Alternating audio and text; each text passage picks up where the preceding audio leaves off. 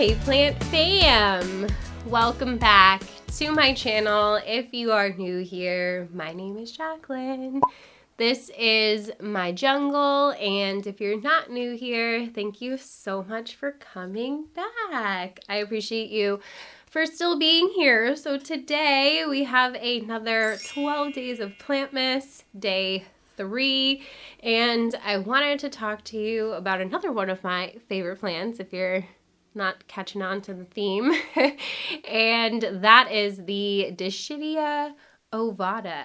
So this is also known as the watermelon Dischidia because it kind of looks like the outside of a watermelon with its green leaves and its cute little veins. But when it gets sun stressed in bright light, they turn red, and I am just so obsessed. This one's actually going insane with blooms. I don't know if you guys have ever seen a Dischidia bloom, but they're so weird. So this guy is actually in the same family as Hoya. So you kind of notice maybe some similarities in the shape of the blooms and how they have multiple flowers on each little peduncle or umbel. I don't actually know what they're referred to on this plant, but they are in the same family. I can't pronounce it. I'll leave it on screen for you. I haven't learned how to say it yet.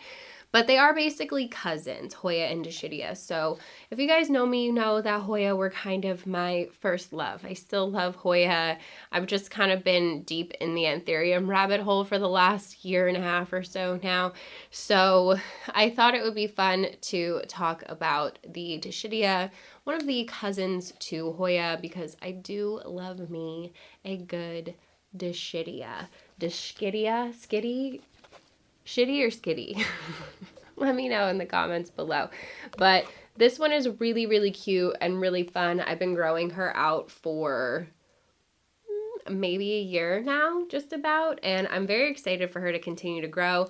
But you can see that she's doing this tendrily thing that Hoya tend to do because they are epiphytes. They are epiphytic, which means that they tend to grow on mostly trees and other plants out in nature. So this one is actually native to Australia, and it just kind of grows out on the trees in parts of Australia like New Guinea. I love this thing. I think she is so cute, and imagine just seeing her out on it, growing on a tree in nature. I think that would be so cool. We just don't have stuff like that up here in New England. It's too cold. So we have beautiful mountains though that are covered in snow, but we don't have really cool tropical plants like this that just grow in nature. So I don't know who actually first discovered this plant, but the first botanist to actually describe the plant and put it on record was George Bentham in 1843, and it was published in the London Journal of Botany at the time. So this guy's been around and just known as a specific species of the Dischidia genus for a long time. But I couldn't find anything else really on the plant, so that's all I've got for you guys in terms of origins and where it comes from. I think it's really important to understand where our plants come from so that we know how to better care for them. So lighting on this one, you guys, is, I'm gonna sound like a broken record, bright and direct light. Most plants want bright and direct light, but this one, of course, just like the Hoya we talked about recently, if you give it a little bit more light, will give you what is called sun stress. It's not bad for the plant. It's just one of the plant's defense mechanisms to being in really bright light. It gets kind of like tan.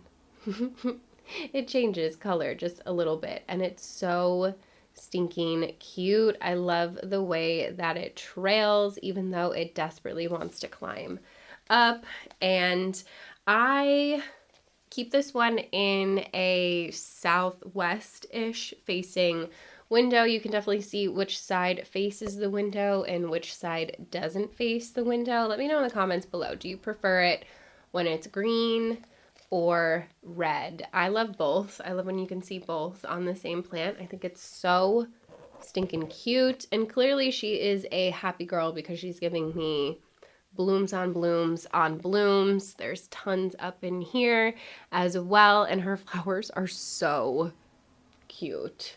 Look at them. I don't even think they're all the way open yet, but they're still so stinking cute. So obviously she's doing really well and she's really happy in that bright light situation. This is definitely one of those plants that can handle more direct light for sure. You just don't want to give it too much that it starts to burn and shrivel and turn brown.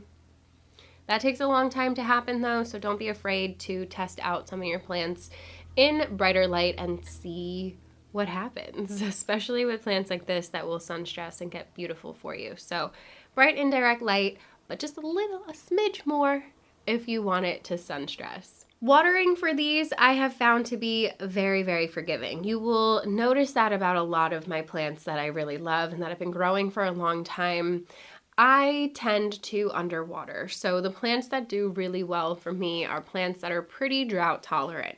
And since these are more of like a semi-succulent-y type of plant, similar to Hoya, because again, they are related, they do tolerate quite a bit of neglect and drought. Like this thing is super dry actually. I probably need to water it. It probably needs to be repotted too, but we'll get there.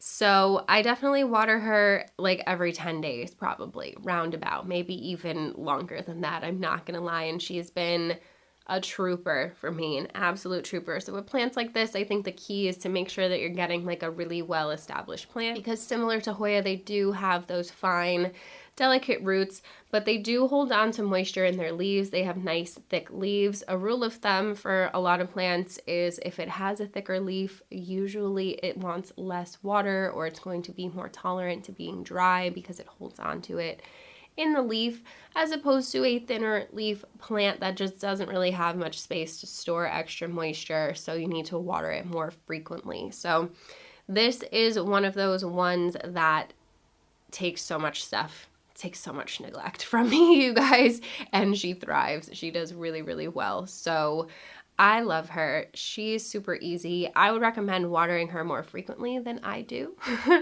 But if you are worried about plants not getting enough water in your home because you just don't have time to water them, or maybe you work a lot and things like that, this is definitely one that I would be confident giving somebody who forgets to water their plants.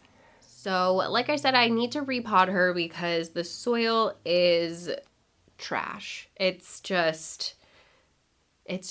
So the key with certain plants is just making sure that you have the right soil density. And I think because she's in a little bit more of like a dense mix is probably why she's been so tolerant to me underwatering her. So when I do repot her, I'm going to put her into what I call a semi-chunky aroid mix. So maybe not quite as chunky as I would for some of my big, thick, juicy Hoya, because they can definitely tolerate that, but also not going to put her in something super dense that's going to hold on to moisture for too long. That's just a recipe for disaster with plants that have baby fine little thin roots, because they rot really, really easily.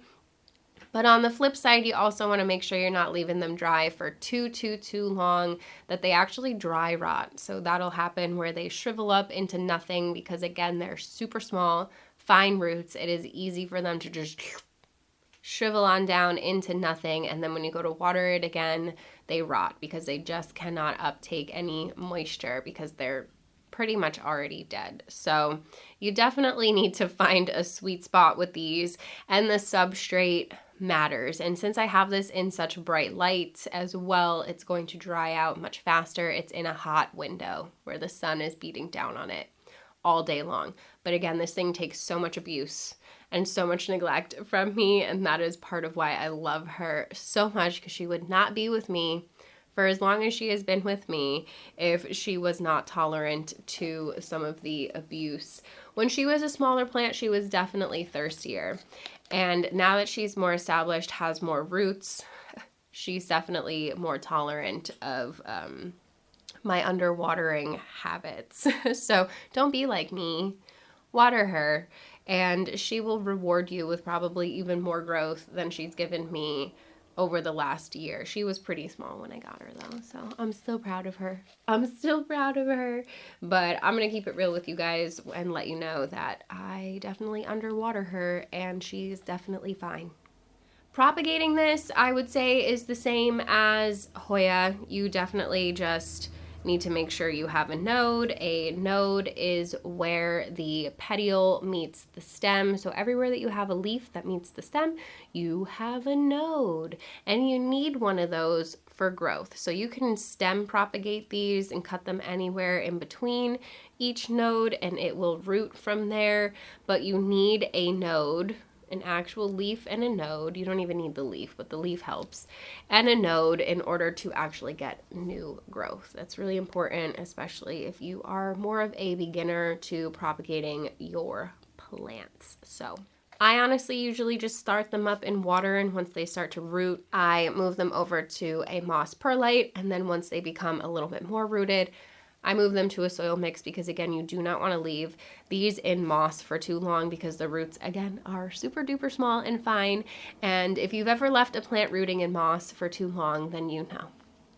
If you know, you know. You just don't want to do it. Just don't do it. Leave it in there for the right amount of time and then move it over to whatever substrate you plan on using. So water just seems to be like the fastest for me. I'm not sure why. I get roots so much faster in just straight water for most plants. But I don't like to leave it rooting fully in water because water roots are different than soil roots. And a lot of the time, if you grow them in water and try to move them over to soil, you can get rot. So I like to give them that little in-between time so that in the moss they can develop more soil tolerant type of roots. So that's really all I have to say about Dischidia ovata. Let me know if you still have any questions about this plant in the comments below. I have tons and tons of care tip videos on my channel as well. If you are newer here or if this is the first video that you're seeing of mine, I've got lots of stuff, girl. Okay, so go and check out my playlists, and then if you still have questions, feel free to ask me because that's how I know what videos to make for you guys. So Dischidia ovata, Day 3 of Plantmas. If you guys enjoyed this video, you should give it a thumbs up. Don't forget to subscribe, hit the notification bell so you don't miss the rest of 12 days of Plantmas. And I hope y'all are having a beautiful day. And I also hope that I see you again tomorrow for the next one.